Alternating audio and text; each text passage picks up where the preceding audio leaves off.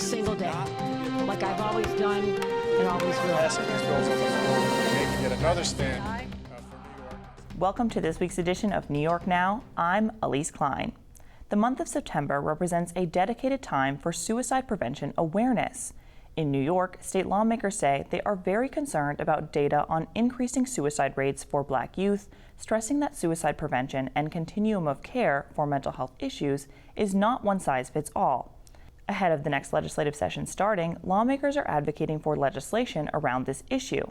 In the most previous legislative session, a bill called Daniel's Law, named after Daniel Prude, who died after being restrained by police officers while suffering a mental health episode, failed to pass.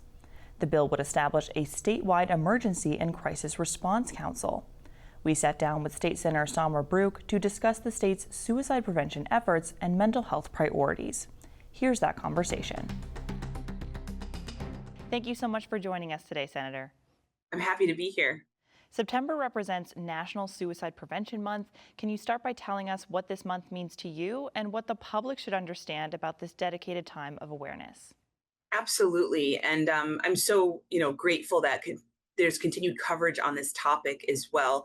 I think one of the main priorities of having these months for awareness is to do just that, to bring awareness to topics that oftentimes either get swept under the rug or honestly can be really, really difficult to talk about. I'll share just today, I heard, a tragic story of someone who did end up successfully completing suicide. And it just sends ripple effects through communities, through friendships, through families, oftentimes left with unanswered questions, wondering what they could do to help. And so when you think of something like Suicide Prevention Month, the idea is we want to destigmatize, right? Talking about this, right? We want to make it okay that people can talk about not being okay.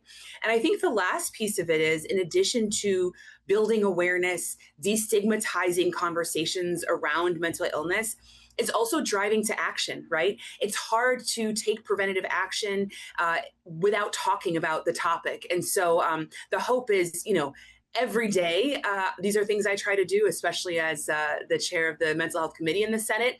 But the hope is, when you have these months, it really kind of brings it to the forefront for the general public as well. And what do you make of the state's efforts to address suicide prevention? Is there anything the state could be doing better to improve their efforts? Well, I think there's always room for improvement, right? When you look at suicide rates, and I think particularly when you're thinking about young people, we actually see that we have seen some improvements in some of those numbers in terms of them going down, decreasing a bit. But what we also see simultaneously is that particular groups, subset groups within youth are actually increasing. And so in particular, you look at, for example, Black youth. While overall youth suicide rates have been decreasing with a lot of the interventions and added resources that New York State has been providing, you're actually seeing increases in Black youth suicide rates, Black youth suicide ideation. So what does that tell us as policymakers and leaders? It tells us that clearly suicide prevention, right? Clearly investment in mental health resources is not one size fits all.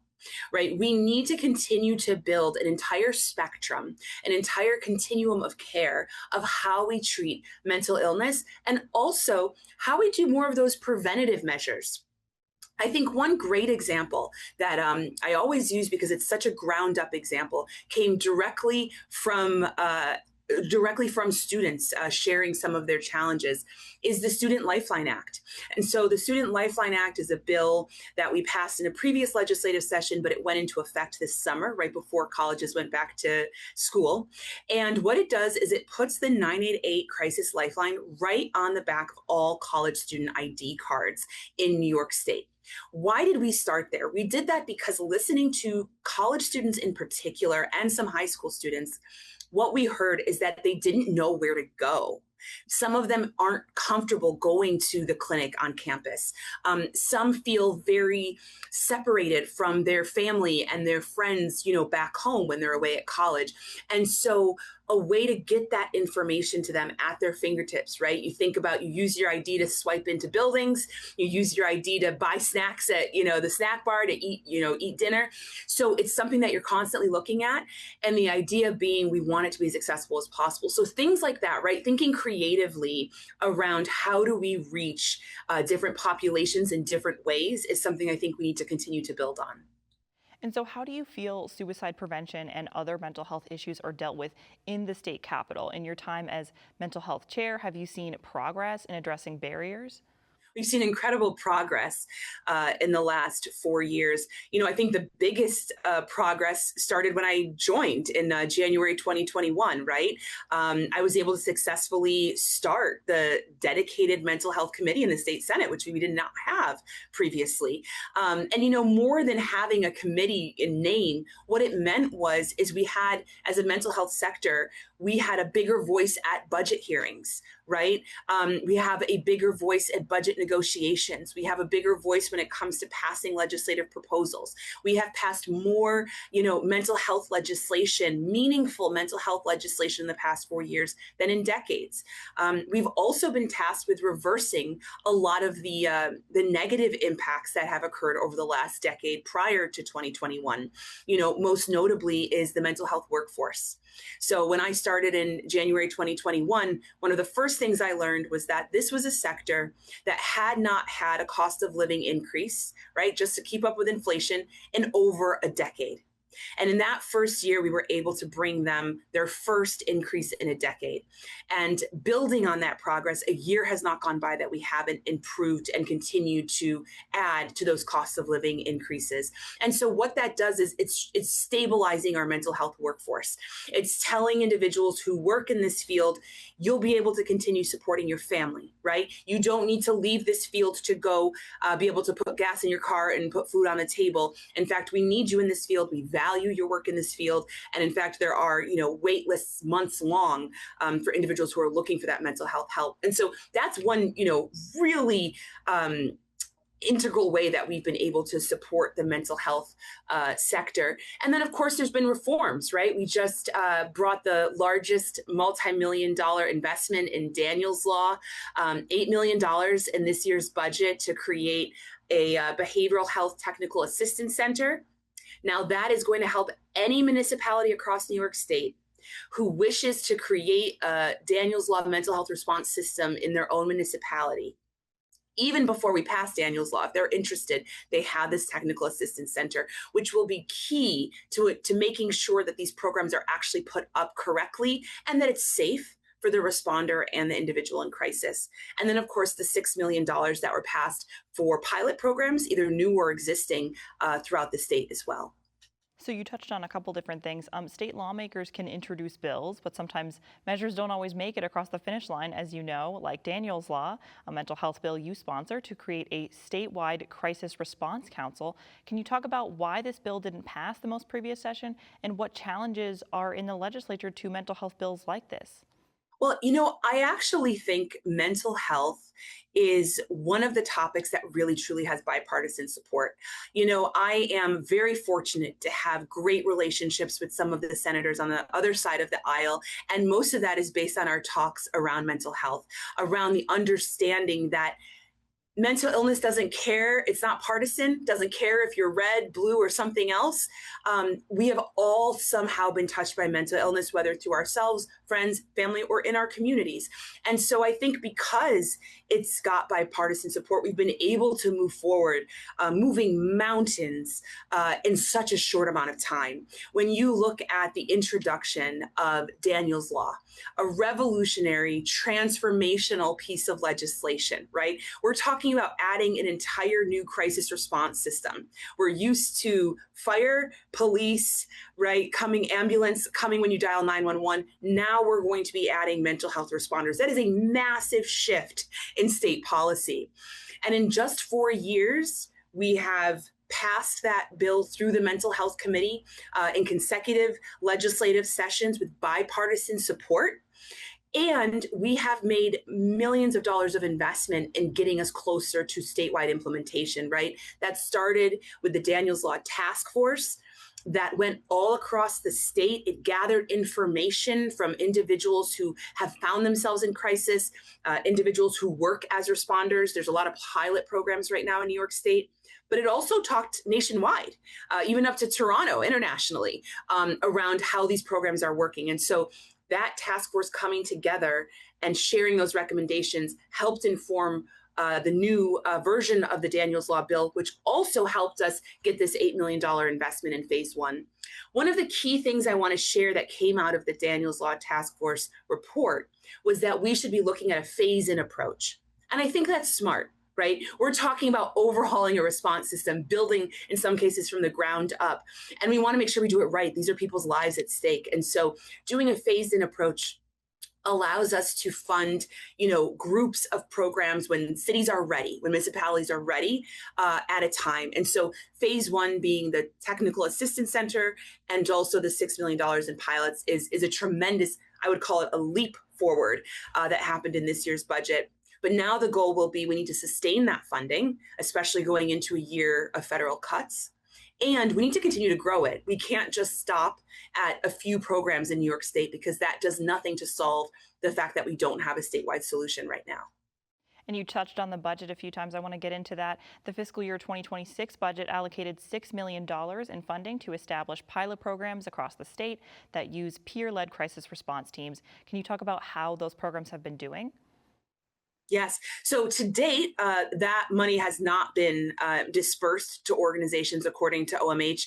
All of that will be done through OMH. So obviously we are keeping close ties on how those dollars are getting out. I think at this point, the most crucial piece is to ensure that municipalities and organizations across New York State know that this money exists and ensure that they're able to apply for this funding when it is able to be allocated. And we've got to make sure we get it into their hands as quickly as possible so that they can get these programs started again, so we can start to see what this looks like across the state. And so what will your main priorities and strategies be for those programs heading into next session? Heading into next session, and honestly starting right now, the priority is to get these dollars that we fought so hard for, right, as a statewide coalition, into the hands of the organizations and municipalities who need them. Unfortunately, we find ourselves in a time, especially with what's happening with a lot of the federal rhetoric, that mental illness is on the rise, mental health needs are on the rise. More and more individuals are unfortunately finding themselves in the midst of mental health crisis. So there is no time like the present than to get those dollars in the hands of individuals who are going to help our community members and make sure that they have the right responders showing up when they find themselves in that crisis.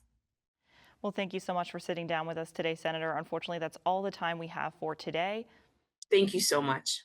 And we were speaking with State Senator Samra Brouk, chair of the Senate Mental Health Committee. Now turning to another important topic. New York is trying to take action against increased challenges to books in school districts. State lawmakers are advocating for the governor to sign a bill called the Freedom to Read Act that would empower school libraries with improved policies to protect against issues of book bans and restriction attempts. The review of this bill comes at a time that research experts are calling an unprecedented campaign of censorship. In this next segment, we dive into the legislation and lawmakers and experts' concerns about increased threats to free speech and intellectual freedoms and how that is impacting New York. Across the nation, book bans and censorship attempts are increasing, according to data from research experts.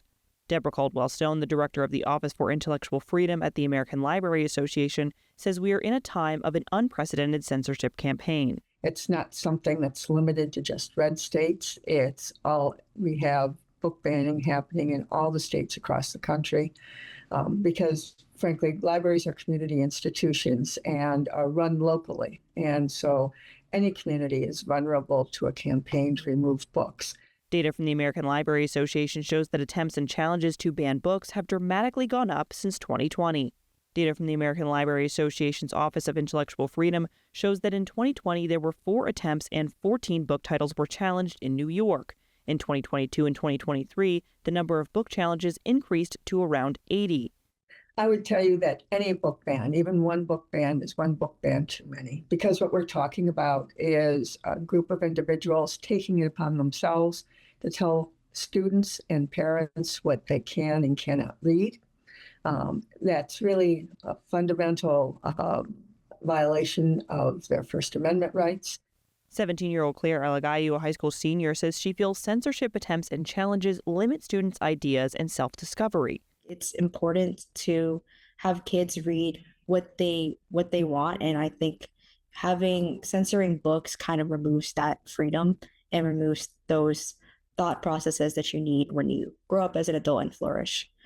Alagayu says Catcher in the Rye, a book that was notably the most censored book in schools in the U.S. between 1961 and 1982, is an example of an impactful story that really resonates with students. She says it was one of her favorite books she's read in her time in high school. I remembered having good class discussions on how can a teenager find themselves, how can they deal with these challenges they have at home, and how can they deal with kind of just self-discovery. And I really enjoyed the book. I remember talking it to my friends, and we all enjoyed it. According to data collected by PEN America, there were about 6 challenges against book titles during the 2023 to 2024 school year in the state, most concentrated in the Clyde-Savannah Central School District. Sabrina Baeta, a senior program manager with the Freedom to Read team at PEN America, says it's important to note that there is a lot of data missing due to a widespread lack of reporting, and the issue is likely much bigger than what current numbers reflect.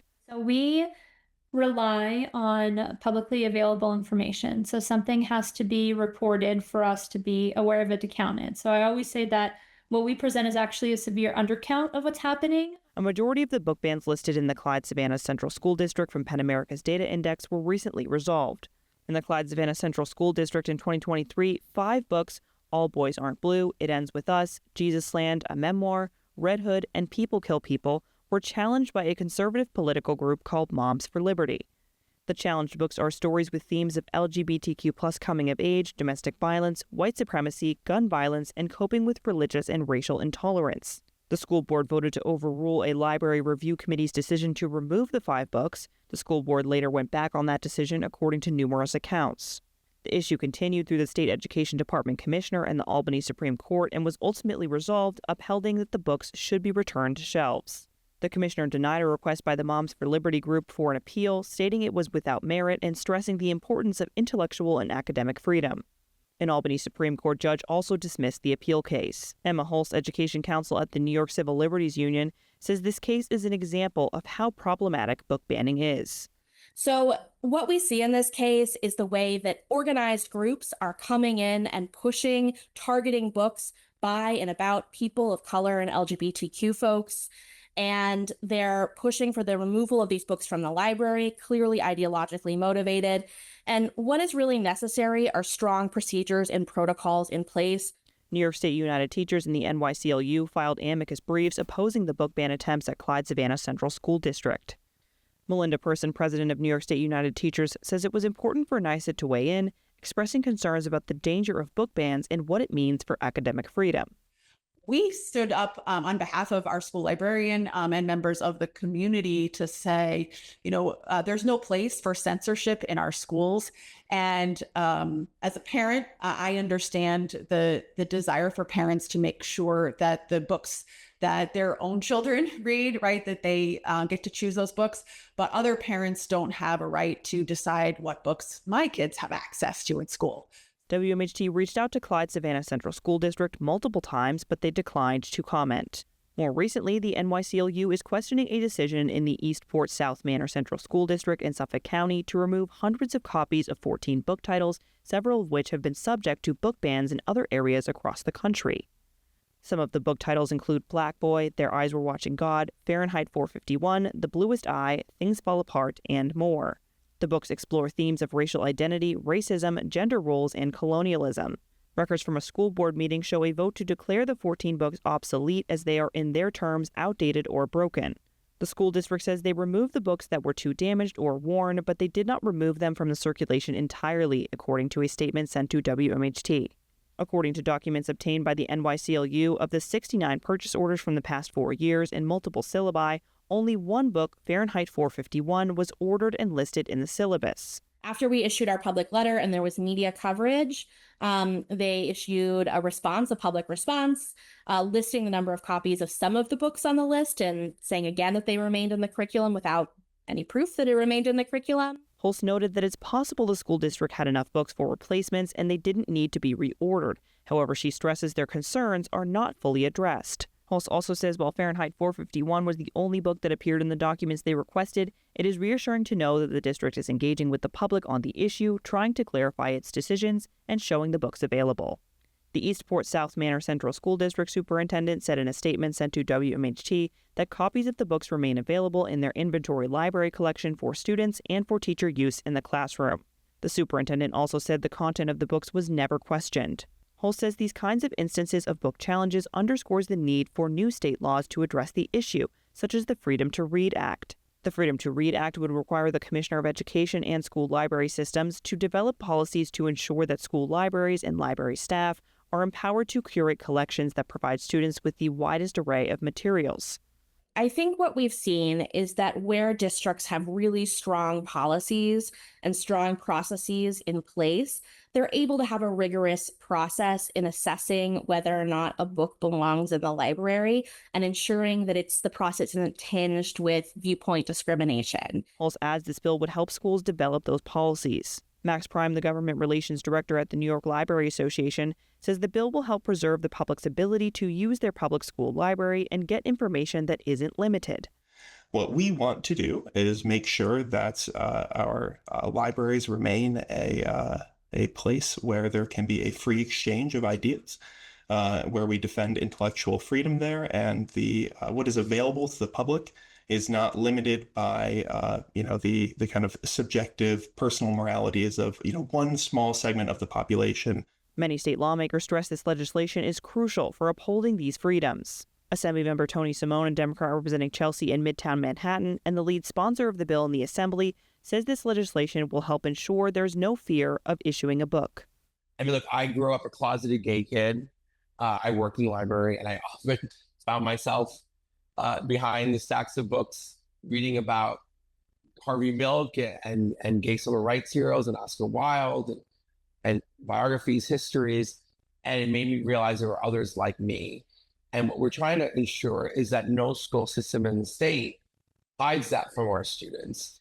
State Senator Brad Hoylman-Siegel, a Democrat representing parts of Manhattan, says he supports the bill because libraries and schools need to be protected from doctrinal censorship. In this environment of fear is really causing a profound chilling effect, which impacts authors and publishers' ability to reach readers, even when their books are not even faced with straightforward censorship.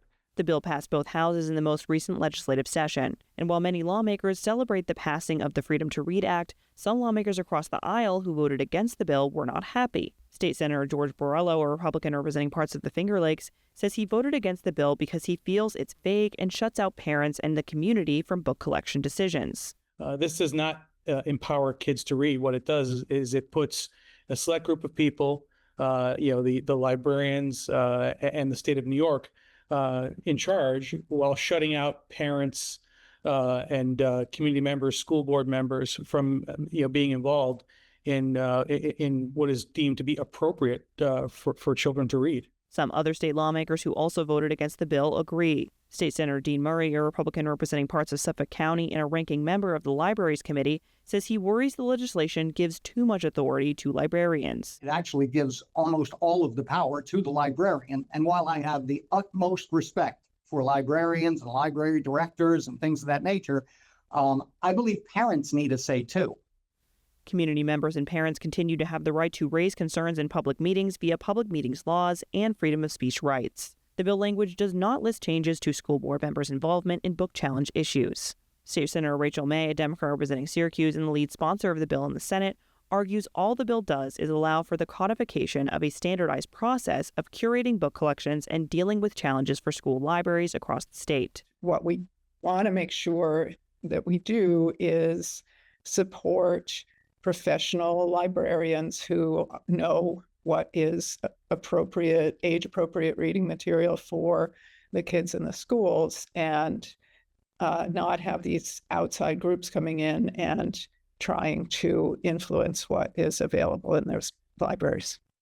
A spokesperson for the New York State Department of Education said in a statement sent to WMHT that they support the spirit of the legislation. However, they said it doesn't create new obligations.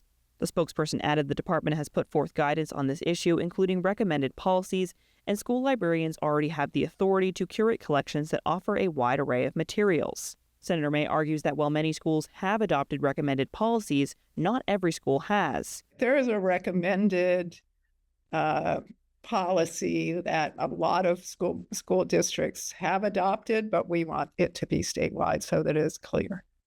Hull says the NYCLU believes the bill, if it becomes law, would be valuable in helping create stronger local policies where currently they are seeing deficiencies in the standards the districts already have. After there's a challenge, what should happen is there should be a full process where a review committee consisting of different stakeholders meets, assesses the educational value of the material, its alignment with the district's curriculum goals or library selection guidelines, and then makes a decision about whether or not the challenge has merit. But in many districts, what's happening is that the first sign of controversy, librarians are being instructed to pull books from shelves, which is effectively a book ban. The bill has not been delivered to the governor's desk yet. Once it does reach her desk, she will have about 30 days to sign or veto it. Senator May says while she hasn't spoken to the governor yet, she believes she will sign it. Banned Book Week is coming up, and I know she feels strongly about this issue of freedom of speech, so I'm hopeful. Well, that does it for this week's edition of New York Now. Thank you for tuning in, and see you next week.